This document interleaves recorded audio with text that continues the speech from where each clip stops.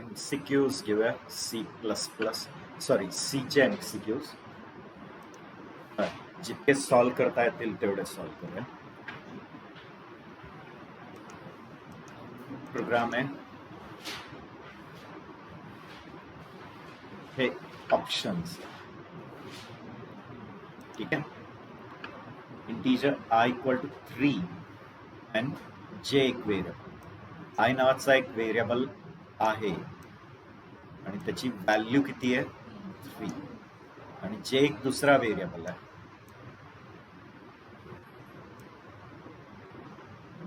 ठीक आहे.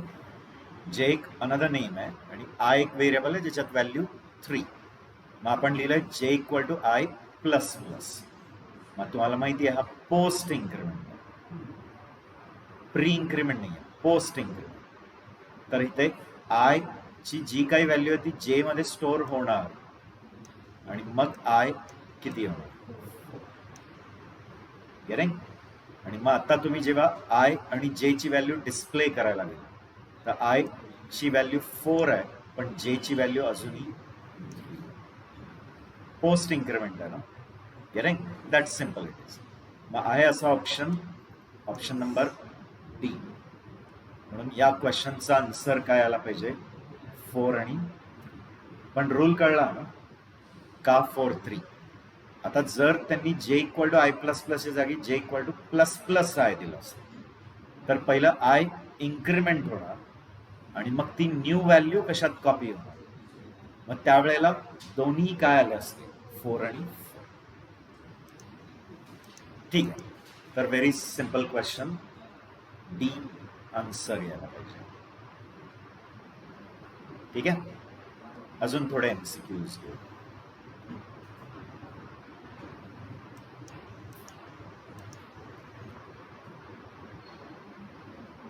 बर तोच क्वेश्चन आहे, थोडस चेंज केलं. Instead of post increment pre increment. i नावाचा एक व्हेरिएबल आहे i, त्याची व्हॅल्यू किती आहे 10. मग दुसरा एक व्हेरिएबल आहे j.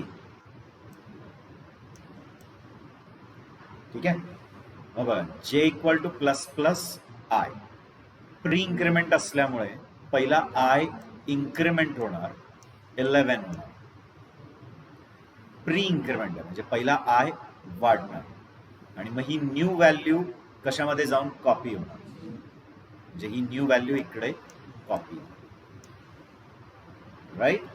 आणि मग आता आपण जर i आणि j प्रिंट केलं तर दोघांची व्हॅल्यू किती आहे 11 आणि 11 म्हणजे ऑप्शन नंबर बी आहे. अगदी बेसिक क्वेश्चन्स आहेत पण हे बेसिक्सच पुढचे कॉम्प्लिकेटेड क्वेश्चन्स मध्ये बेस तयार करतात. हेच क्वेश्चन जर काही पुढचे कॉम्प्लिकेटेड क्वेश्चन झाले तर ह्या बेसिक्सचे जे रूल्स आहेत ते तुम्हाला तिथे फायदा पडतो. ओके. तर प्री इन्क्रीमेंट असल्यामुळे पहिला i वाढतो आणि मग ती न्यू व्हॅल्यू कशामध्ये कॉपी होते. ठीक आहे. Let's see some more questions. इथे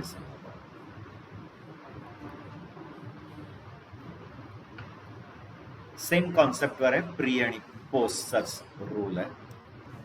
इथे सांगाल पहिला x नावाचा एक व्हेरिएबल आहे ज्याची व्हॅल्यू किती आहे 10. ठीक आहे. मग अजून एक व्हेरिएबल आहे y आणि अजून एक व्हेरिएबल आहे z. ठीक आहे. i नावाचा व्हेरिएबल आहे, y नावाचा व्हेरिएबल आहे, सॉरी x नावाचा आहे, y नावाचा आहे आणि z. x ची व्हॅल्यू 10 आहे. आता इथे सांगाल y equal to plus plus x म्हणजे पहिलं x इन्क्रीमेंट होणार 11 होणार बरोबर ना. y equal to plus plus x म्हणजे x पहिला इन्क्रीमेंट होणार आणि ती इन्क्रीमेंट व्हॅल्यू y मध्ये कॉपी होणार म्हणजे y मध्ये आला 11. आता नेक्स्ट बघा z equal to x plus plus. मग आत्ता x ची व्हॅल्यू z मध्ये जाईल किती 11 आणि मग x 1 नी वाढेल पोस्ट इन्क्रीमेंट. बरोबर आहे खरे. ओके. आणि मग आता तुम्ही एक्स वाय आणि झेड प्रिंट करून बघा. तर एक्स ची व्हॅल्यू, वाय ची व्हॅल्यू आणि झेड ची व्हॅल्यू किती आहे? 12, 11, 11. तो do we have such option? Yes. ठीक आहे. ओके, कळलंय. चला पुढचा अजून एक क्वेश्चन बघूया. जास्तीत जास्त क्वेश्चन्स बघायचे. आता सांगाल इथे एक्स एक व्हेरिएबल आहेच आपला ऑलरेडी. एक्स नाही, आय, ज्याची व्हॅल्यू किती आहे? 10. वाय नावाचा एक व्हेरिएबल आहे, बाय परत म्हणतोय जे, ठीक आहे, ज्याची व्हॅल्यू पण किती आहे? 10. आणि आता एक तिसरा व्हेरिएबल आहे कॉल्ड ॲज की. ठीक आहे. आता इथे बघा इक्वेशन मध्ये काय लिहिलंय? प्लस प्लस आय, म्हणजे आय पहिला वाढणार, 10 चा काय होणार? 11. तो आला तिथे 11, बरोबर. आणि जे प्लस प्लस, तर जे किती आहे? 10 आहे. 10 पहिलं घेणार इथे आणि मग जे ला काय बनवणार, बरोबर. आता जेव्हा हे दोनचं ऍडिशन होईल तर किती होईल? 21. ते 21 के मध्ये जाऊन स्टोर. कळत आहे? जे पोस्ट इन्क्रीमेंट आहे ना, मग जे ची व्हॅल्यू 10 वापरेल ऍडिशन साठी आणि मग जे 11 होतं. आता के किती? 11 आणि 10चं ऍडिशननी 21, हे 10 आहे ना. कळत आहे? आता आय जे के प्रिंट होईल. आता आय किती आहे? 11, जे पण, आणि के किती? Do we have such option? Yes. C equal to 11, 11, 21. पक्का कळताय? रूल कळताय ना कसं वर्क होत आहे? तर प्लस प्लस आय 11 झाला, जे प्लस प्लस पोस्ट इन्क्रीमेंट आहे, मग पहिलं जे ची व्हॅल्यू दिली त्यांनी 10 आणि मग त्याला 11 बनवलं. मग 11 प्लस 10 किती? 21. ते कशात जाऊन स्टोअर झालं? के मध्ये. ठीक आहे, कळलं.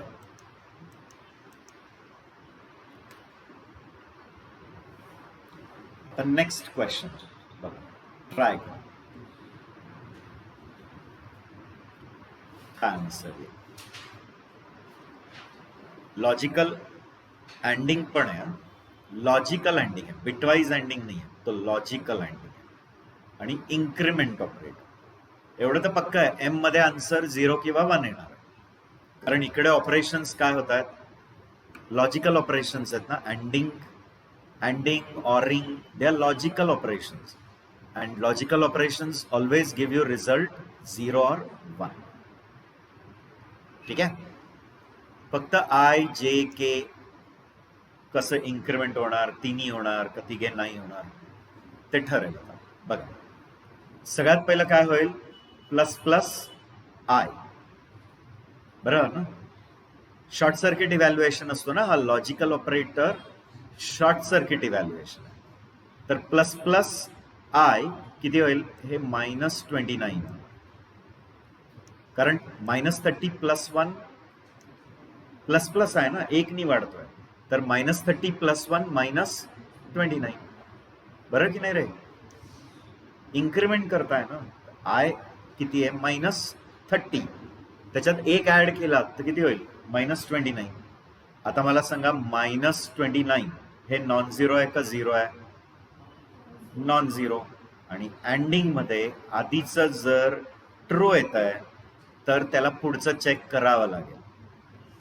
जर आधीचा फॉल्स आला असताना तर डायरेक्ट फॉल्स. क्लिअर? तर अँड ऑपरेटर मध्ये पहिलं -29 नॉन झिरो ट्रू असल्यामुळे पुढे प्लस प्लस जे राहील. परत जे एक नी वाढेल, किती बनेल? 21.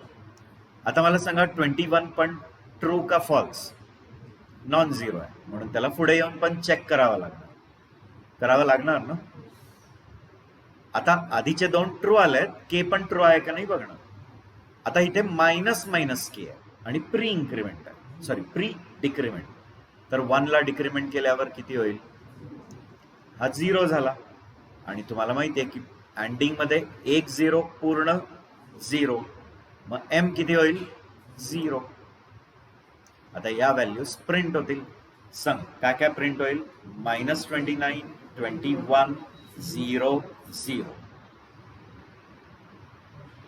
Getting? -29, 21, 0, 0. Is it right?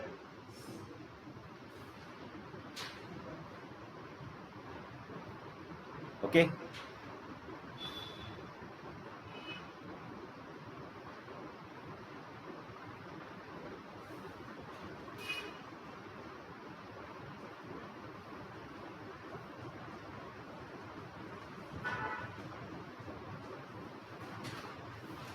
आहे ऑप्शन असा -29, 21, 0, 0. That is a. ठीक आहे, तर रिझल्ट ए. Next sum.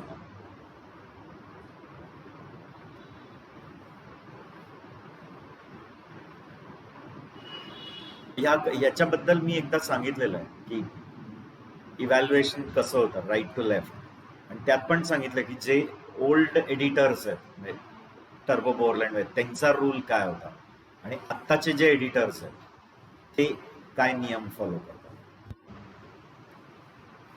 म्हणजे ऍक्च्युली कसं होतं, राईट टू लेफ्ट इव्हॅल्युएट होतं. आता I++ आहे, पहिलं काय होणार? I++ म्हणजे पहिलं ते 10 देणार आणि मग त्याला किती बनवणार? 11. बरोबर. मग इथे येणार, इथे पहिलं वाढवणार आणि मग देणार. मग पहिलं वाढवेल 12 आणि मग 12 देणार. क्लिअर? आणि मग तुम्हाला माहिती आहे की जिथे जिथे प्री आहे तिथे लेटेस्ट व्हॅल्यू टाकेल. ठीक आहे, पण जिथे जिथे प्री आहे तिथे लेटेस्ट व्हॅल्यू टाकली की किती येईल आन्सर? 12 आणि 10. पण sometime this answer also can be correct. That output may vary from compiler to compiler, कारण काही कंपायलर्सचा नियम वेगळा. मी सांगितलं ना, काही कंपायलर्स काय करतात, जसं टर्बो बोरलँड वगैरे असेल तर ते राईट कडनं फक्त काय करतात? इव्हॅल्युएट. सगळं राईट कडनं इव्हॅल्युएट आणि मग जे येत आहे ते प्रिंट करतात. आत्ताचे जे C99 आणि नंतरच्या स्टँडर्डचे ते इव्हॅल्युएट राईट टू लेफ्ट करतात, पण नंतर परत काय करतात? जिथे जिथे प्री आणि नुसता व्हेरिएबल आहे, ओनली व्हेरिएबल आणि प्री, तिथे परत लेटेस्ट व्हॅल्यू टाकतात. म्हणून कोणता आन्सर पण रॉंग नाही. Output may vary from compiler to compiler, आणि हे आन्सर पण रॉंग नाही. 12,10. ठीक आहे. अकॉर्डिंगली तिथे स्मार्टली डिसाईड करायचं. म्हणजे जर त्यांनी तिथे ऑलरेडी पेपरच्या सुरुवातीलाच दिलेलं असतं की all the given codes are executed on a 32-bit machine, 64 on open source compilers, असं दिलंय, तर मग पक्का आन्सर कशाच्या रिस्पेक्टिव्हच लिहायचं त्या मशीनच्या. मग त्याच्या अकॉर्डिंगली मग 12 आणि 10 असेल, आणि ते काहीच मेन्शन नाही, तर मग हे आन्सर राईट आहे. नाही?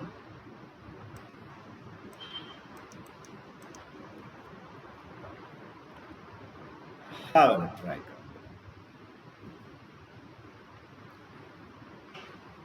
जर आपण C99 स्टँडर्ड प्रमाणे चाललो तर कसं होतं?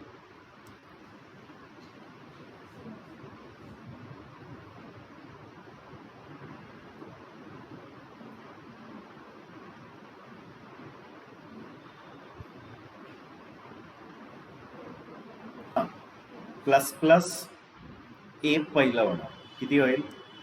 11. क्लिअर? प्लस प्लस ए किती झाला? 11. इथे 11 देणार आणि मग 12 करणार. कळत आहे? इन्क्रीमेंट होणार आहे तो 12, पण देताना 11 देणार आणि मग 12. मग इथे आल्यावर ए किती झालेला आहे ऑलरेडी? 12. ठीक आहे. मग ऍक्च्युअली C99 आणि त्या जे ओपन सोर्स कंपायलर्स आहेत GNUचे, त्यांच्या अकॉर्डिंगली आता आता परत काय करणार, जिथे जिथे व्हेरिएबल आणि प्री आहे तिथे लेटेस्ट व्हॅल्यू. मग लेटेस्ट व्हॅल्यू काय 12. मग ती 12 कुठे कुठे सबस्टिट्यूट करेल, एक इथे आणि एक इथे, बरोबर. मग त्या अकॉर्डिंगली आउटपुट काय आलं पाहिजे 12 11 12. दॅट इज कळताय ना. ओके.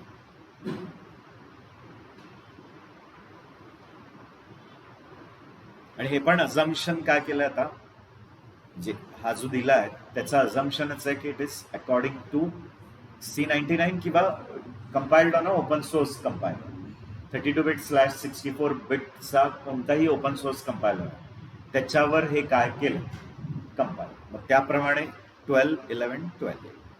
इथे परत का 12 येतं कळलं, कारण त्यांचा रूल आहे की जिथे जिथे प्री इन्क्रीमेंट आहे आणि जिथे जिथे ओनली व्हेरिएबल आहे तिथे परत काय टाकतात, लेटेस्ट व्हॅल्यू. नॉर्मल इव्हॅल्युएशन असंच होणार, ++A11 झालं, इथे आलं 11 देईल आणि 12 बनवेल, मग इथे 12 देईल. आता लेटेस्ट व्हॅल्यू किती आहे शेवटला 12. मग ती सगळीकडे जाऊन सबस्टिट्यूट जिथे जिथे प्री आणि नुसता व्हेरिएबल. तर ह्या नुसता व्हेरिएबल आहे म्हणजे 12, हा प्री आहे तिथे 12, म्हणून 12 11 12. ठीक आहे, रूल्स कळले. बर, आता इथे काय हो, आता बऱ्याच जणांना वाटतं की एवढ्या व्हॅल्यूज कधी एका व्हेरिएबलला असाइन होतात का. तर ऍक्च्युली इथे काय झालंय कळलं, फक्त एक्सप्रेशन सेपरेट झालंय कॉमन. म्हणजे असं झालंय, ही एक एक्सप्रेशन आहे k = 1, ही दुसरी एक्सप्रेशन आहे फक्त 2, फक्त 3, फक्त 4 आणि फक्त 5. म्हणजे त्या एक्सप्रेशन्स फक्त काय झाल्यात सेपरेट झाल्यात, आणि सेपरेट झाल्यामुळे के मध्ये जाऊन काय स्टोर 1, हा 1 जाईल ना त्याच्यात, कळताय. के मध्ये असाइन काय होईल, दॅट्स ऑल. रूल असा असतो की आपण एक्सप्रेशन्स कॉमानी सेपरेट करू शकतो. म्हणजे सी काय म्हणतं की तुमच्याकडे बरेच एक्सप्रेशन आहे, 1 आहे, एक्सप्रेशन 2 आहे, असे बरेच एक्सप्रेशन आहे, आणि कॉमानी सेपरेट केलं तर ते काय करतं, सगळे एक्सप्रेशन्स एक एक करून काय करतात, इव्हॅल्युएट. कळताय. मग इथे पण तसंच झालं, k = 1 ही एक एक्सप्रेशन आहे, ओनली 2 एक एक्सप्रेशन, फक्त 2 पण एक एक्सप्रेशन आहे, लिटरल व्हॅल्यू आहे ती. 3 एक एक्सप्रेशन, 4 एक एक्सप्रेशन, 5. तर ह्या सगळ्या एक्सप्रेशन इव्हॅल्युएट करत जाईल. मग त्यातला पहिला एक्सप्रेशन k = 1 इव्हॅल्युएट झाला तर k ची व्हॅल्यू किती होणार आहे, म्हणून 1. गेले. पण आता काही म्हणतील जर आम्ही k = 1, 2, 3, 4, 5 हे ब्रॅकेट मध्ये टाकलं, 1, 2, 3 असं ब्रॅकेट मध्ये, तर काय होणार कळलं. तरी पण हे सेपरेशन्सच आहे, सेपरेट झालेले आहेत एक एक, हे सगळे सॉल्व्ह होणार, आणि तो जो शेवटचा असतो ना त्याचं रिझल्ट रिटर्न होतं. कळताय. आता ही पूर्ण ब्रॅकेट इव्हॅल्युएट होतीये ना, ती राऊंड ब्रॅकेट मध्ये लिहिलंय. मग ही जेव्हा ब्रॅकेट इव्हॅल्युएट होईल तेव्हा त्यांनी पहिलं 1 ला इव्हॅल्युएट, 1चा आन्सर 1च, 2 ला इव्हॅल्युएट, 3 ला, 4 ला, 5 ला, आणि शेवटचा जो इव्हॅल्युएट होतो ना त्याचं रिझल्ट रिटर्न करतं, आणि ते रिटर्न केलेली व्हॅल्यू कशात येते, के मध्ये. मग त्यावेळेला तुम्हाला आउटपुट काय दिसलं असतं, म्हणजे बघा जर तुम्ही लिहिलंय k = आणि इथे ब्रॅकेट्स लिहिलेले आहेत लाईक i++ किंवा n/2 काही लिहिलेलं असेल, ++j, कळताय, 5 - x. आता या सगळ्या एक्सप्रेशन्स लाईननी इव्हॅल्युएट करणं एक एक करून, फर्स्ट, सेकंड, थर्ड, फोर्थ, आणि जी शेवटची एक्सप्रेशन असते ना त्याचं रिझल्ट आणून देतं, आणि ते कशामध्ये स्टोर होतं, के. पण ते कधी होईल, फक्त जेव्हा तुम्ही त्याला ब्रॅकेटमध्ये नाही टाकलं तर हीच एक सेपरेट एक्सप्रेशन आहे, k = 1. That's all. क्लिअर. बर, मला वाटतं ते कळलं. बघा इथे म्हणून मी पुढचा एक्झाम्पल दिलेला आहे, त्यात मी फक्त त्याला ब्रॅकेट टाकलंय. काय वाटतं? आता 5 ब्रॅकेट टाकल्यामुळे त्या ब्रॅकेटमध्ये जेवढे एक्सप्रेशन्स आहेत ते सगळे लाईननी इव्हॅल्युएट होणार आणि शेवटचा जो एक्सप्रेशन आहे त्याचं रिझल्ट रिटर्न ते कशात येतं? की तर या कॉन्टेक्स्ट मध्ये आन्सर काय येईल आणि जेव्हा ब्रॅकेट नव्हतं तेव्हा आन्सर काय येत होतं? ठीक आहे, कळलंय? क्विकली अजून थोडे क्वेश्चन्स, जितके सॉल्व कराल तेवढे कमी आहे.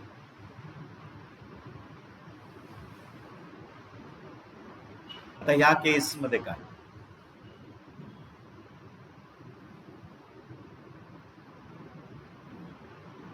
आता या केस मध्ये पण ना बरेच जण काय करतात, ते सगळं इव्हॅल्युएट करायला बसतात. काय नंबर ग्रेटर दॅन 50, यस तर मग ती ब्रॅकेट, नो तर 500. गेटिंग?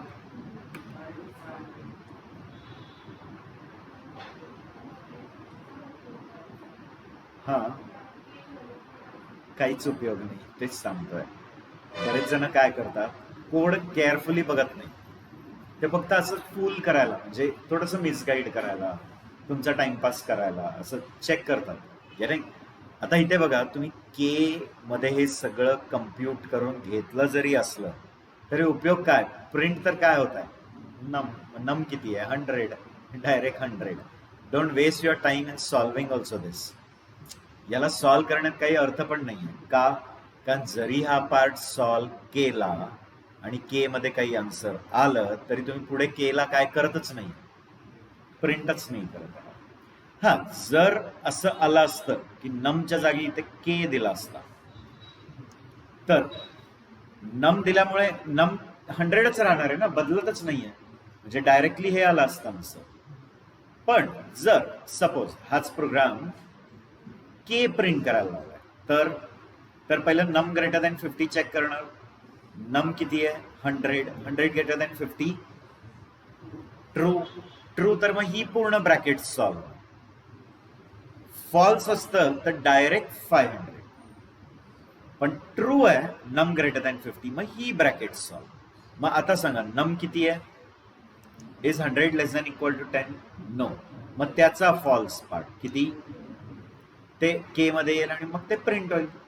गेटिंग? तर चुकून काय करतात, असं मिसगाईड करतात, तर ते सॉल्व करतात, के येतं आणि ते केचंच आन्सर चेक करतात इथे.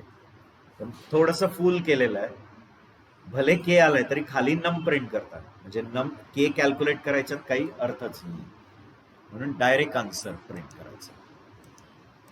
ठीक आहे, कळलाय सगळ्यांना? अजून एक क्वेश्चन बघूया, चला.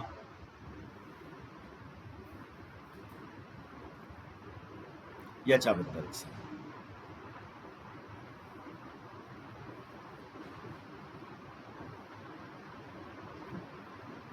पहिलं काय चेक होणार? ए ग्रेटर दॅन 6. आणि तुम्हाला मी आधीच सांगितलंय, रिलेशनल ऑपरेटर्स, लॉजिकल ऑपरेटर्स जे असतात त्यांचं रिझल्ट नेहमी 0 किंवा 1. आता सांगाल ए ग्रेटर दॅन 6. ए किती आहे? Is 8 greater than 6? 8 greater than 6 आहे ना, मग रिझल्ट किती येणार? 1. तो सी मध्ये स्टोअर होईल, म्हणजे सी मध्ये किती येणार? दुसरं बघा, 8 ग्रेटर दॅन 2. ए 8 आहे, is 8 greater than 2? Yes. Yes, तर मग हा पार्ट त्याला चेक करावा लागेल, बी इक्वल टू 3 आहे का? पक्का आहे ना? हा पार्ट जो आहे तो ट्रू येतोय ना, मग अँडिंग मध्ये आधी जर ट्रू आलं तर त्याला दुसरा पण ट्रू आहे का नाही बघायला लागणार. मग बी इक्वल टू 3, पण बी तर 4 आहे. 4 इक्वल टू 3? नो. म्हणजे ह्याचं रिझल्ट काय येतं? याचा ऑलरेडी 1. मग मला सांगा फॉल्स, डायरेक्ट फॉल्स, डी मध्ये किती आहे? ठीक आहे, तो C equal to 1, D equal to 0, म्हणजे हे ए येतं. बरोबर आहे?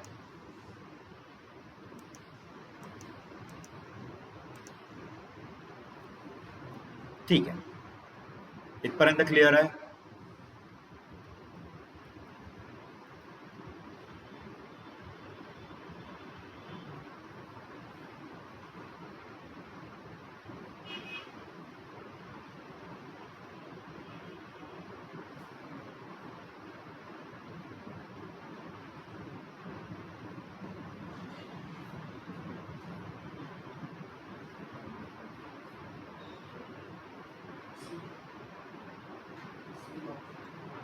ठीक आहे, चल बघूया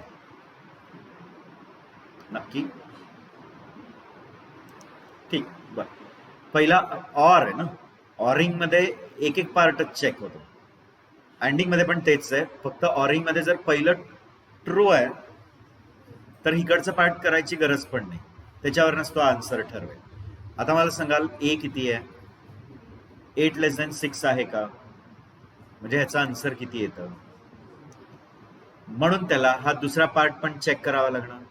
पण हा पार्ट जेव्हा चेक करायला येईल तेव्हा हे असाइनमेंट आहे, कंपॅरिझन नाही आहे, ते असाइनमेंट आहे. 10 पहिलं कोणाला असाइन करेल, म्हणजे हा जो 4 आहे तो काय बनेल. Will it make it 10? पहिले 10 बनवणार ना असाइन, आणि असाइन करून झाल्यावर ती बी ची व्हॅल्यू वापरेल. बी किती, 10. बरोबर. मग काय आहे ते, नॉन झिरो आहे का झिरो आहे, नॉन झिरो आहे. मग ऑरिंग मध्ये एक नॉन झिरो आहे तर आन्सर 1 ट्रू. सी मध्ये किती येणार सांगा, तर सी मध्ये किती आलं 1, आणि बी किती झालाय तुमचा त्या असाइनमेंट, मग कोणता आन्सर येईल, बी आन्सर. बरोबर आहे, हो की नाही, पटताय सगळ्यांना, ठीक. ओके, तो यू गॉट इट. ऑरिंग मध्ये लक्षात ठेवायचं, नेहमी ऑरिंग मध्ये जर पहिला ट्रू आला असता ना तर डायरेक्ट आन्सर काय आलं असतं 1. पण ऑरिंग मध्ये पहिला 0 आलाय म्हणून त्याला दुसरा ट्रू आहे का नाही चेक करावा लागेल. दुसरा ट्रू येत आहे का, हो का, कारण बी किती आहे 10, बी ला असाइन होतोय, बी मॉडिफाय होतोय, 4 to 10 होतोय, असाइनमेंट ऑपरेटर येतो, आणि असाइन झाल्यावर व्हॅल्यू किती आहे 10. मग 10 ही काय, नॉन झिरो का झिरो, म्हणजे सी मध्ये काय येणार 1. गेटिंग, सी मध्ये 1 आणि बी 10 झालेला आहे, म्हणून ऑप्शन बी. ठीक आहे, बर. आता हे ऍक्च्युली तुम्हाला माहिती पाहिजे, शिफ्ट ऑपरेटर्स आपण घेतलंय ना, शिफ्ट ऑपरेटर्स ते तुम्हाला माहिती आहे. तर शिफ्ट ऑपरेटर आहे, मग ऍडिशन आहे, प्रिसिडन्सेस तुम्हाला माहिती आहे. शिफ्टला जास्त प्रिसिडन्स आहे का अरेथमेटिकला, पक्का, arithmetic is having more precedence. म्हणून पहिल्या केसमध्ये सांगा A+2 आधी होईल का 2 लेफ्ट शिफ्ट 1 होणार. गेटिंग, अरेथमेटिकला जास्त प्रेसिडन्स आहे, पटताय ना, आणि म्हणून पहिलं A+2 होणार. 2 लेफ्ट शिफ्ट 1 टाइम पहिलं नाही आहे, A+2 पहिलं. मग ए ची व्हॅल्यू किती आहे 2 + 2 4. आता मला सांगाल 4 जेव्हा लेफ्ट साइड एकदा शिफ्ट झाला तर डबल होणार ना, मी ते कॉन्सेप्ट सांगितलंय तुम्हाला. लेफ्ट साइडला शिफ्ट केलं तर डबल होतं, राईट साइडला शिफ्ट केलं तर हाफ होतं. तर 2 + 2 4 झालाय, 4 लेफ्ट साइड 1 टाइम शिफ्ट झाला, किती होईल 8. ते 8 कशात कॉपी होईल ए मध्ये, ए बनला आपला 8. ठीक आहे. आता दुसरं असं A=A+2 लेफ्ट शिफ्ट 1, पण इथे ब्रॅकेट टाकल्यामुळे ऍडिशन पहिलं होणार का हे शिफ्टिंग पहिलं होईल. आता मला सांगा ए ची व्हॅल्यू किती आहे 8. ए 8 झालाय ना ऑलरेडी याच्यामुळे, आणि हे शिफ्टिंग केल्यामुळे किती होईल, बरोबर 2 1 टाइम शिफ्ट करताय ना, 2 ला left side 1 time, 1 time shift केलं की डबल, 2 चा डबल 4. 8 + 4 किती 12. ते परत कशात येईल ए मध्ये, तो ए प्रिंट झाला, किती प्रिंट करताय 12. तो is it printing 8 and 12, right guys. ठीक आहे, मग आहे का आपल्याकडे 8 आणि 12 असा ऑप्शन, येस.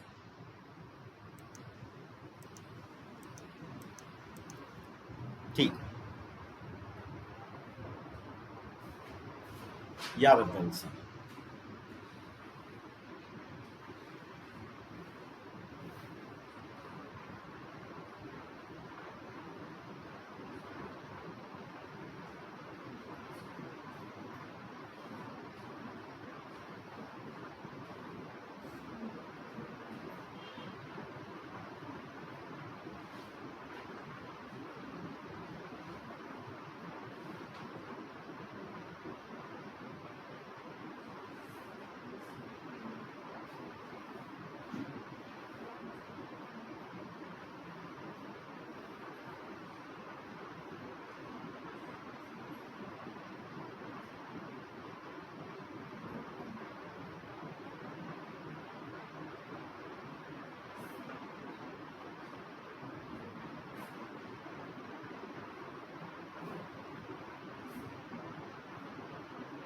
ठीक आहे, चला क्विकली सांगाल एक एक करू. बघा, पहिलं मला सांगाल नॉट एक्स पहिलं होतं का ग्रेटर दॅन इक्वल? तो युनरी ऑपरेटर आहे ना नॉट, तो पहिला होणार. मग एक्स किती आहे तुमचा? 10 आहे. 10चा नॉट 0. एक्स 10 आहे ना, 10 म्हणजे नॉन झिरो, नॉन झिरोचं not 0. Is 0 greater than equal to 50? No. म्हणजे आत येऊन वायला चेंज करणार का? नाही, म्हणजे वाय अनचेंजच राहील. आता इथे येईल, मला सांगा एक्स किती आहे? वाय चेंज झाला का अनचेंजच राहिला? 5 राहिला. नॉट एक्स, एक्स 10 आहे, 10चं नॉट झेड, झेड किती आहे? 0चं नॉट 1. मग आता सांगा 10 5 0 1, 10 5 0 1. Is there option C? Rule कळतोय ना? ठीक आहे,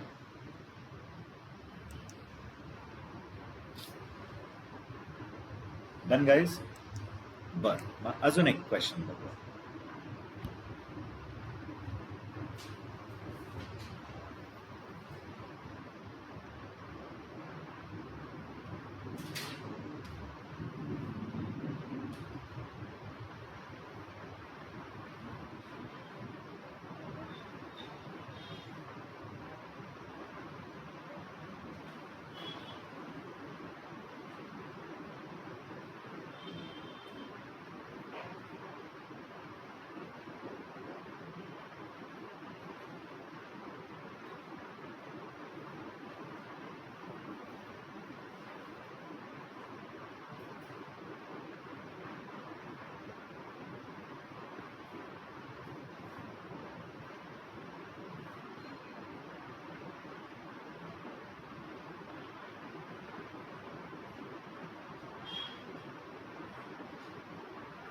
डन, ठीक आहे. चल क्विकली पुढचा एक क्वेश्चन घेऊया. आता या केस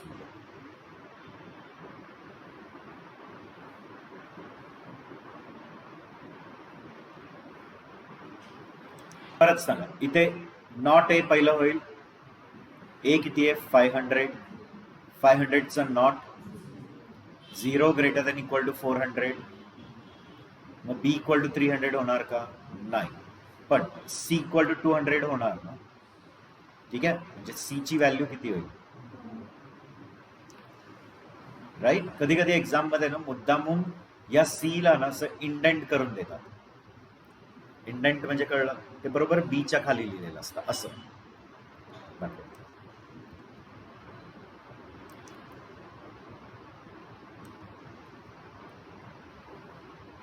फक्त मुद्दामून कन्फ्यूज करायला.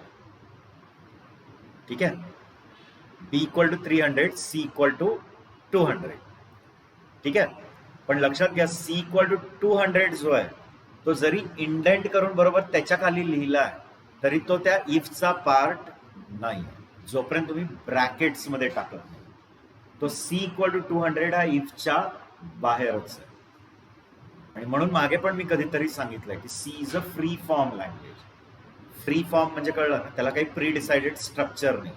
इंडेंटिंग नीट नाही केलंय तरी तो प्रोग्राम काय होतो? रन. गेटिंग? तर ही कंडिशन फॉल्स येते, बी काही 300 होत नाही, मग सी ची व्हॅल्यू 200 होते. आणि मग आता आपण बी आणि सी प्रिंट करायचं. बी किती आहे? बरोबर, आणि सी 200. चेक करूया आपल्याकडे कसे आन्सर्स आहेत का. आहे का? That is option number D. That is B is 100 and C is 200. Normally हा गार्बेजचा ऑप्शन का दिला कळलं ना, कारण काही लोक कन्फ्यूज होतील आणि त्यांना वाटेल सी पण तो कशाचा पार्ट आहे. आणि इफचा आहे तर ही कंडिशन काय येते? फॉल्स. म्हणून सी काय राहील? अनइनिशियलाइज. म्हणजे सी मध्ये काहीच येत नाही, इकडे पण तुम्ही काय केलेलं नाहीये, म्हणजे ते गार्बेज आहे तर ते गार्बेज प्रिंट होऊन जाईल. पटतंय ना? पण तसं नाही, तो ऑप्शन येत नाही. ठीक आहे, अजून एक घेऊया, बघूया.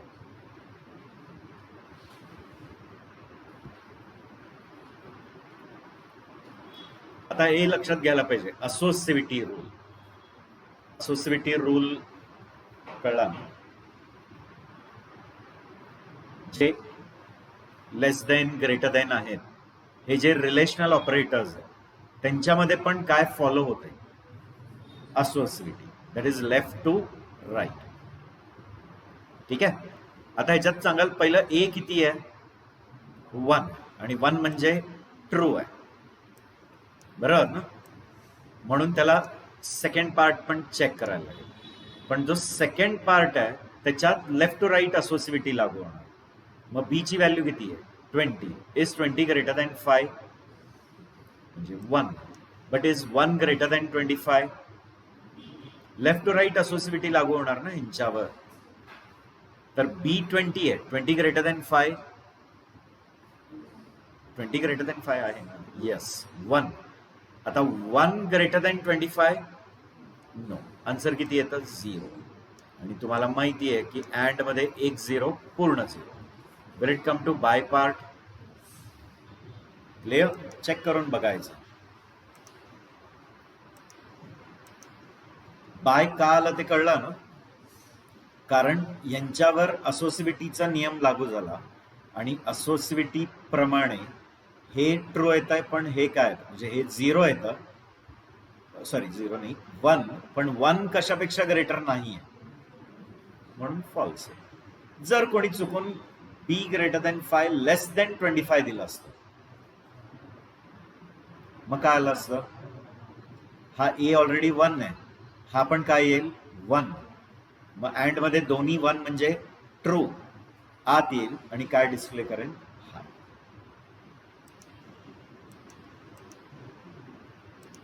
ठीक आहे.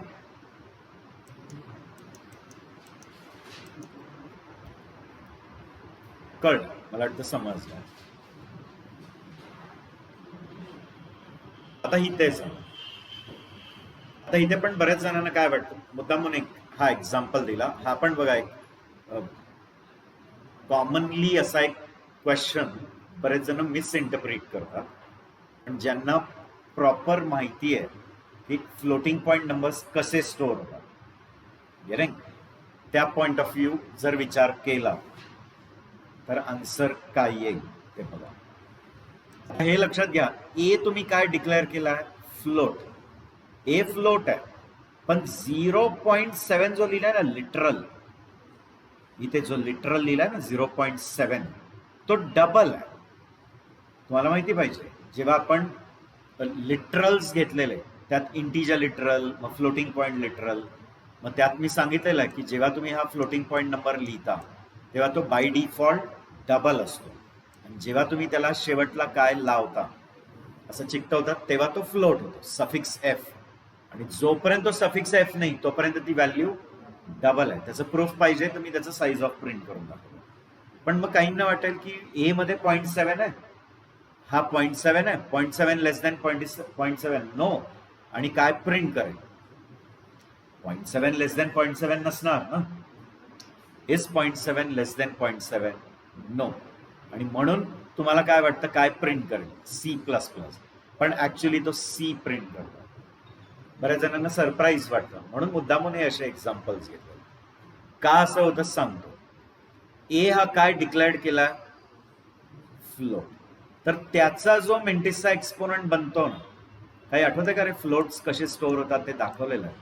इथे असते साइन बिट, मग इथे असतं एक्सपोनंट, आणि इथे असतात मेंटिसा. गेटिंग?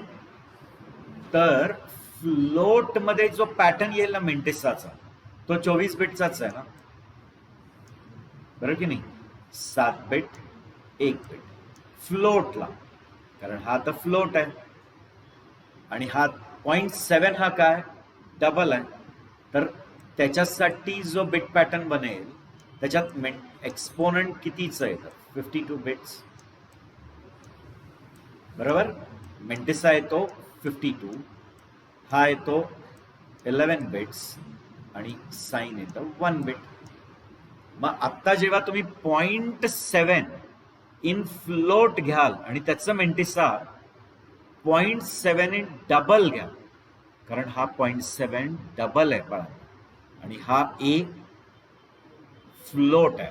तर जेव्हा त्यांचा बिट पॅटर्न तयार होतो ना, साईन एक्सपोनंट मेंटिसा साईन, त्याच्यात याचा बिट पॅटर्न जो येतो ना मेंटिसा, तो याच्या मेंटिसापेक्षा काय दिसतो, तो लेसर दिसतो. गेटिंग? असणारच, कारण ह्याला अॅक्युरसी जास्त आहे, प्रिसिशन जास्त असल्यामुळे ते जे आहे ना ते 0.7, त्यात काही ना काहीतरी छोटासा काय असतोच एरर. म्हणजे हा जो ए आहे ना तो 0.7 आला फ्लोट, आणि तो 0.7 जो डबल मध्ये ठेवला आहे तो खरा कम्प्युटरमध्ये जर बघितलं ना तर 0.7.000000 कुठेतरी 1 असं असणारच, थोडी तरी त्यात काय राहतेच एरर. मग आता जेव्हा तुम्ही कम्पेअर करता ना तेव्हा हा ह्याच्यापेक्षा काय येतोच, लेसर येतो. म्हणजे हा याच्यापेक्षा लेसर येणारच का, कारण त्याचे जे मिंटसचा पार्ट आहे याला 52 बिट दिलेत, याला 24 बिट. जेव्हा ते कम्पेअर होईल तेव्हा याची मिंटसा आणि याच्या मिंटसापेक्षा काय येणारच, लेसर. किंवा त्याची जेव्हा तुम्ही बायनरी कन्सिडर कराल तर डबल मध्ये थोडंफार काय असणारच एरर, ते एक्झॅक्टली काय येत नाही 0.7.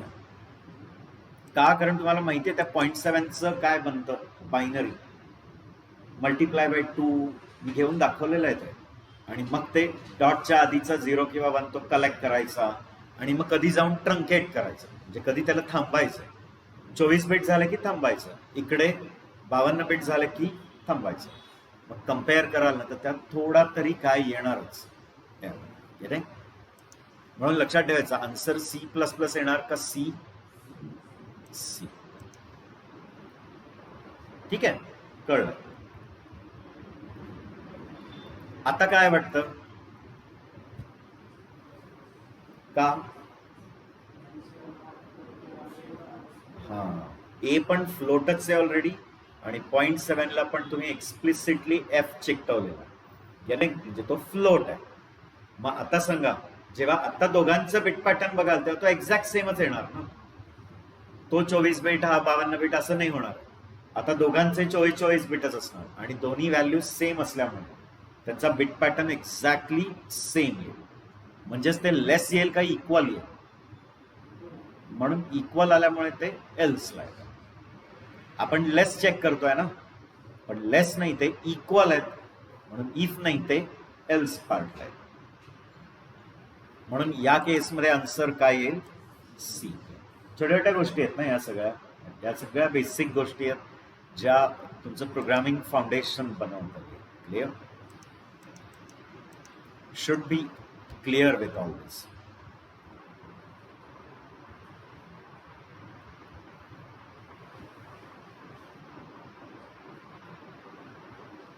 आता बघूया या केसमध्ये i इक्वल टू 10 आहे, printf i equal to 10, else if i less than equal to 10, तर i is less than equal to 10, else break असं लिहिलेलं.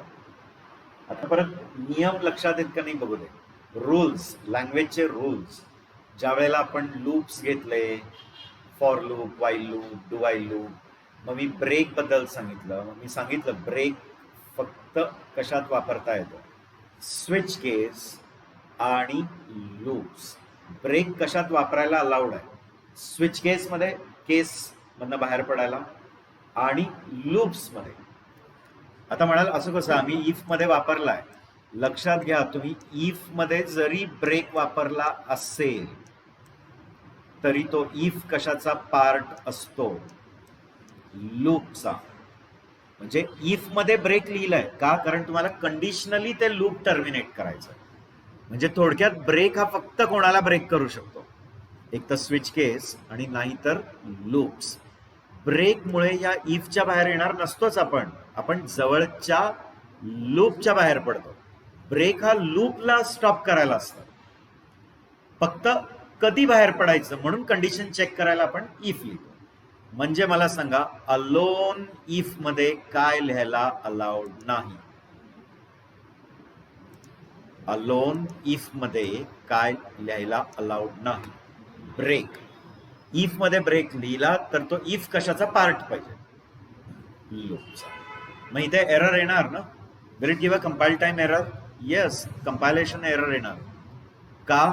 कारण तुम्ही एल्स मध्ये ब्रेक लिहिलाय आणि हा पूर्ण इफ एल्स अलोन आहे. Is it a alone if else? Alone if else मध्ये काय लिहायला अलाउड नाही? रूल कळलाय? क्लिअर?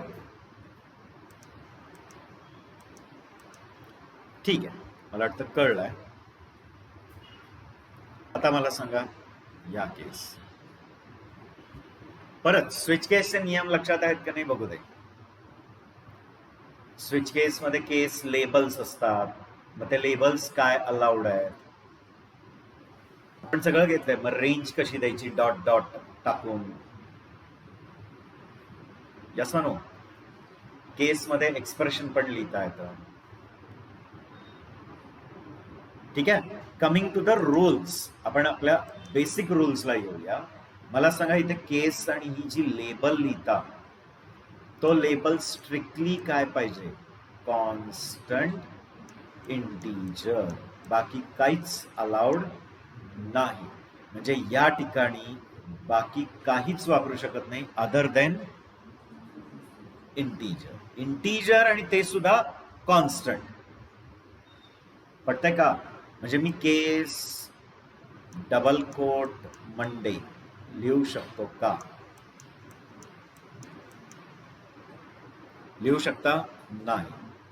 केस डबल कोट मंडे लिहायला अलाउड नाही, कारण ही स्ट्रिंग आहे. ही स्ट्रिंग रेड्यूस टू काय होत नाही? इंटीजर. गेटिंग? तसंच केस 4.5 लिहायला अलाउड आहे का? आहे अलाउड? नाही. क्लिअर? मग मे बी मी तुम्हाला सांगितलं असेल, मे बी मी तुम्हाला सी शिकवताना मे बी तुमच्या बॅचला की लॉंग अलाउड नाही, पण सी मध्ये लॉंग अलाउड असतं, जावा मध्ये नसतं. तेवढं एक लक्षात राहू द्या. जावा मध्ये काय अलाउड नाही आहे, पण सी मध्ये लॉंग्स अलाउड आहे. मे बी तुमच्या बॅचला चुकून सांगितलं असेल. इव्हनिंग वगैरेच्या बॅचेसला मी सांगितलं की लॉंग नसतं. ते काय होतं, कारण ते जावाचे रूल्स मग कधी कधी माझे चुकून सी मध्ये सांगितलं जातात. हा, केस 4.5 अलाउड आहे? नाही, फ्लोटिंग आहे. हे अलाउड आहे ऍक्च्युली, सी मध्ये अलाउड आहे, जावामध्ये नाही. जावामध्ये स्ट्रिंग पण अलाउड आहे, पण सी मध्ये नाही. मग केस व्हेरिएबल अलाउड आहे का? नाही. पण केस त्याची आस्की व्हॅल्यू अलाउड आहे. आस्की व्हॅल्यू ही काय असणार आहे? Constant integer. असे एक्सप्रेशन्स अलाउड आहेत का? केस x+3 नाही, कारण त्याच्यात एक्स इन्व्हॉल्ड आहे, व्हेरिएबल. पटतंय ना? पण केस 2+3 लिहिलं असतं तर चाललं असतं का? हो, ते कॉन्स्टंट होणार आहे ना. 2 आणि 3 ऍड टू 5. म्हणजेच थोडक्यात याच्यात काय येणार? एरर येईल. Getting? It will give an error for this case. You're using case x, where x is a variable. And whereas C says case labels should reduce to what? Constant integer. पण x हा constant इंटीजरला reduce नाही होत का? कारण x हा काय? x हा variable आहे, चेंजिंग व्हॅल्यू आहे ती. त्याला काय नाही घेऊ शकत? Case labels. ठीक आहे? म्हणजे ह्याच्यातनं काय यायला पाहिजे? Option number C, compile time error. बर, अजून एक सांगा बरं.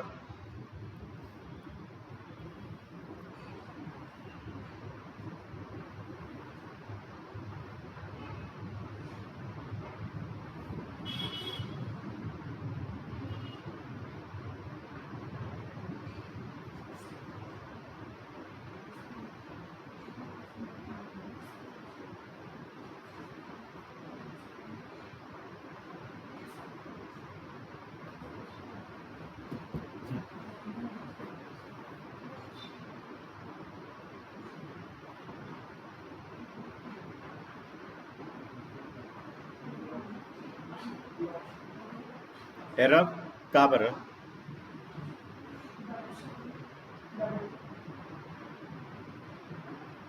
डबल कोट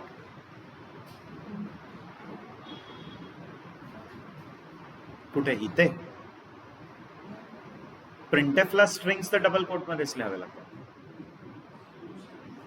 प्रिंटेफ मध्ये जे काही प्रिंट करायचं आहे, प्रिंटेफ मध्ये आपल्याला मॉनिटरला जे काही प्रिंट करायचं ते तर आपल्याला डबल कोट मध्येच लिहावं लागतं. तर हा पण चालेल, हा पण चालेल, हा पण चालेल, ते प्रिंटेफ बरोबर आहे. आता मला सांगा स्विच सी याची व्हॅल्यू किती आहे? 97. तर ह्या केसची मॅच होता ना, केस 97. मग काय प्रिंट करणार? इनसाइड केस ए कॉमा ब्रेक असल्यामुळे बाहेर पडेल. आहे ऑप्शन नंबर बी आहे ना आपल्याला, इनसाइड केस ई. क्लिअर? ओके, कन्फ्यूज नाही व्हायचं आहे. एकाच वेळेला बरंच काही शिकत असाल तर मग कन्फ्यूज होतं. एकाच वेळेला मग पायथन वगैरे पण शिकताय, त्याच वेळेला जावास्क्रिप्ट पण करताय असं काहीतरी. तर पायथॉनमध्ये स्ट्रिंग्स जे असतात ना, ते तुमचं चॉईस आहे. तुम्ही सिंगल कोटमध्ये लिहा, डबल कोटमध्ये लिहा, काही प्रॉब्लेम नाही. त्यांच्याकडे स्ट्रिंग जी आहे ना, ती सिंगल कोटमध्ये पण लिहिली तरी चालते, डबल कोटमध्ये लिहिली तरी चालते. पण आपल्याकडे स्ट्रिंग ही म्हणजे आपल्याकडे म्हणजे सी मध्ये स्ट्रिक्टली डबल कोट. ठीक आहे? तर या केसमध्ये ऑप्शन बी यायला पाहिजे. ओके, अजून थोडे क्वेश्चन्स घेऊ, थोडे अजून 1-2 आणि मग थांबतोय आजला. बर, या केसमध्ये सांगा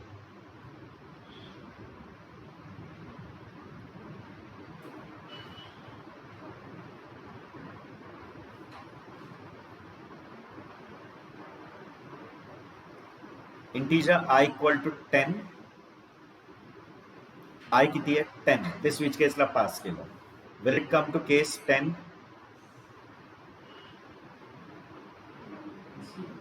केस 10 ला येणार ना. प्रिंट काय करणार? i equal to 10.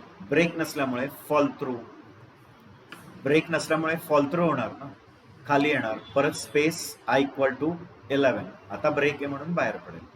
म्हणजे काय? सी i इक्वल टू 10 आणि i इक्वल टू 11. बरोबर ना? Quite simple it is. बरं, इंटीजर i 10 आहे, हा i पास केला, 10 असल्यामुळे या लेबलशी मॅच होत आहे. प्रिंटएफ काय करेल? i इक्वल टू 10 आणि ब्रेक नसल्यामुळे फॉल थ्रू होणार. फॉल थ्रू होऊन केस 11 ला येणार आणि ते i इक्वल टू 11. ब्रेक बाहेर पडला. गेले?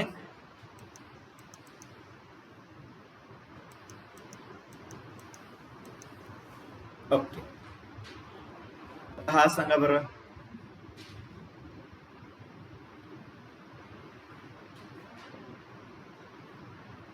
चेक करा. Character C equal to C.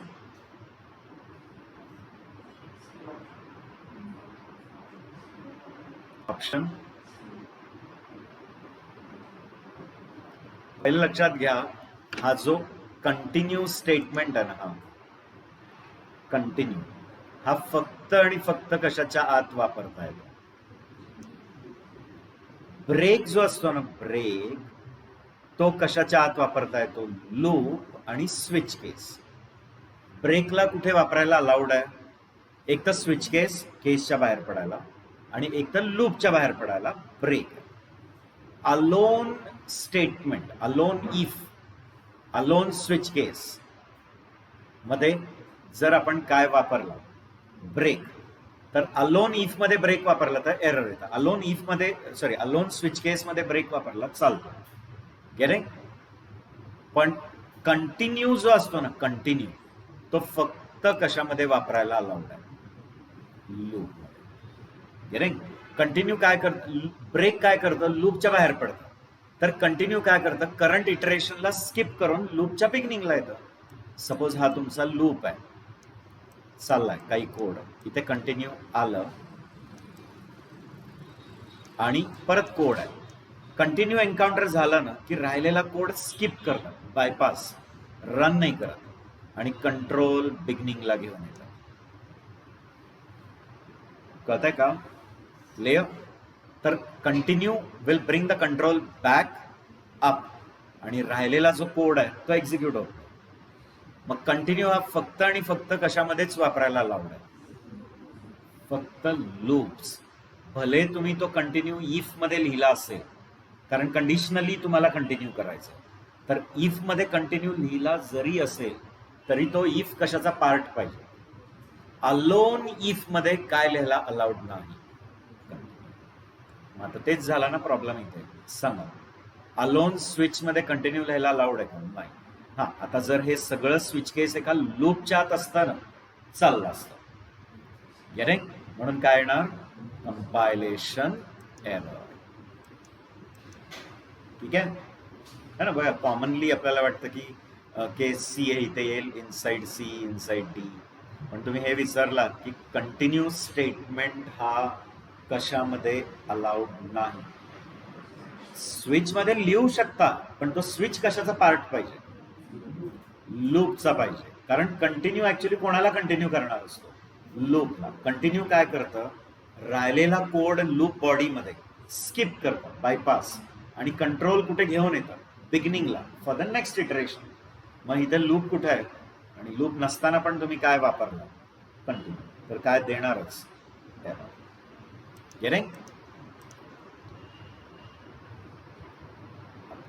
इथेच. आता इथे स्कोप बद्दल कन्सेप्ट आहे की एक ग्लोबल स्कोप मध्ये पण एक्स आहे आणि एक लोकल स्कोप मध्ये पण एक्स आहे. एक ग्लोबल व्हेरिएबल पण आहे ज्याचं नाव एक्स आहे, आणि एक फंक्शन बॉडीच्या आत पण एक काय बनवलाय? एक व्हेरिएबल एक्स. ठीक आहे? तर हा जो एक्स आहे तो याच्या स्कोप मध्ये, आणि हा जो एक्स आहे तो ग्लोबल आहे. आणि लक्षात घ्या, ग्लोबल व्हेरिएबल, जेव्हा पण तुम्ही ग्लोबल व्हेरिएबल बनवता, तो ग्लोबल व्हेरिएबल जिथे डिक्लेअर झाला ना तिथून पूर्ण प्रोग्राम मध्ये ऍक्सेसेबल असतो. एक्सक्लुडिंग, कुठे कुठे ऍक्सेसेबल आहे बघा? पूर्ण प्रोग्राम एक्सक्लुडिंग ते ब्लॉक्स ज्यांनी त्यांचे स्वतःचे लोकल व्हेरिएबल त्याच नावाचे बनवलेले असते. कळतंय का? म्हणजे हा एक ग्लोबल व्हेरिएबल आहे, मग हा एक ब्लॉक आहे, परत हा एक ब्लॉक आहे, हा दुसरा ब्लॉक आहे. तर हा एक कुठे ऍक्सेसेबल आहे? सगळीकडे, थ्रू आउट. ह्या ब्लॉकमध्ये, ह्या ब्लॉकमध्ये, ह्या ब्लॉक. पण ज्या ब्लॉकनी स्वतःचा त्याच नावाचा व्हेरिएबल बनवला असेल तर त्या व्हेरिएबलला ते ग्लोबल ऍक्सेसेबल नाही. कळतंय? म्हणजे याच्या आत सुद्धा काय नावाचा व्हेरिएबल बनला, मग हा जो ए आत बनलाय तो लोकल झाला. म्हणजे या फंक्शनच्या आत जेव्हा पण तुम्ही ए ऍक्सेस कराल तो हा लागेल, हा नाही. जवळचा घेणार, कोणचा नाही? लांबचा. कळतंय ना? नॉर्मल रूल आहे. आपण पण जेव्हा काम करतो तर टेबलवर बसलोय, काहीतरी पाहिजे तर जवळपास सापडते का बघतोय ना. अभ्यास का, पेन पाहिजे, पेन्सिल पाहिजे, तर जवळच्या, म्हणजे नियरेस्ट रीच, जवळच्या रीच मध्ये कुठे सापडतंय का बघतो. क्लिअर? नाही तर मग ती चेअर जर अशी हलवतो, उठतो आणि मग दुसरीकडे जातो ना आजूबाजूला. मग आपल्या कबड मध्ये जाऊन बघणार, नाही तर मग भावाच्या रूम मध्ये जाऊन बघणार, नाही तर मग दुकानात पोचणार. नसतंच ना ते आपल्याकडे. क्लिअर? असं शोधत शोधत बाहेर जाणार. तसंच आहे, जेव्हा आत व्हेरिएबल तुम्ही वापरलाय तर तो पहिला कुठे चेक करणार? जवळच्या स्कोप. जवळचा सापडला तर तोच वापरणार, तो नाही. म्हणजे जो ग्लोबल ए आहे ना त्याला या लोकल एनी हाईड करून टाकला. मग आता या कंटेक्स्ट मध्ये पण सांगा, मेन जेव्हा एक्स ऍक्सेस करतोय तर मेन कोणता एक्स ऍक्सेस करतोय? तो ग्लोबल एक्स का स्वतःचा एक्स? क्लिअर? हा एक्स त्याचा वेगळा आहे आणि तो एक्स त्याचा, तो ग्लोबल आहे. या एक्सला जागा पण वेगळीकडे मिळणार आहे आणि या एक्सला जागा वेगळीकडे. हा जो लोकल व्हेरिएबल आहे ना एक्स, त्याला मेनच्या ऍक्टिव्हेशन वर मिळणार आहे स्टॅक मध्ये, आणि हा जो ग्लोबल आहे त्याला डेटा सेक्शन मध्ये मेमरी मिळते. मेमरीची जागा दोघांची काय? वेगळी आहे. कळतंय? म्हणजे तुमच्या प्रत्येक प्रोग्रामचे 4 सेक्शन जेव्हा बनतात तेव्हा काय बनतं? स्टॅक बनतो, हिप बनतो, डेटा सेक्शन बनतो आणि कोड सेक्शन. तर हा जो ग्लोबल आहे ना त्याला जागा इथे मिळते, आणि हा जो लोकल आहे त्याला मेनच्या ऍक्टिव्हेशन रेकॉर्डवर वर एक्सला जागा, आणि म्हणून लक्षात ठेवा स्कोप त्यांचे काय आहेत. आणि नेहमी व्हेरिएबल ऍक्सेस करताना पहिलं कुठे शोधतो? जवळच्या स्कोप मध्ये. नाही सापडला तर एक लेवल बाहेर जा. म्हणून काय प्रिंट व्हायला पाहिजे? 20 प्रिंट. क्लिअर? ओके. आणि अजून एक लास्ट घेऊया, मग आजला थांबूया आपण.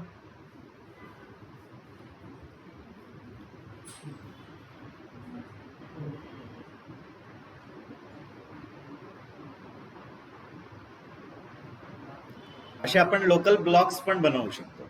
ती स्पेशालिटी आहे की सी मध्ये ब्लॉक लेवल स्कोप्स चालतात. असे ब्लॉक लेवलवर काय तयार करता येतात स्कोप. फक्त एवढंच आहे की आता याला लोकल्स आणि नॉन लोकल्स म्हणतात, ग्लोबल नाही. ग्लोबल म्हणजे जे मेनच्या पण बाहेर आहेत ते ग्लोबल. ठीक आहे. बघा, मेन मध्ये एक एक्स बनवला.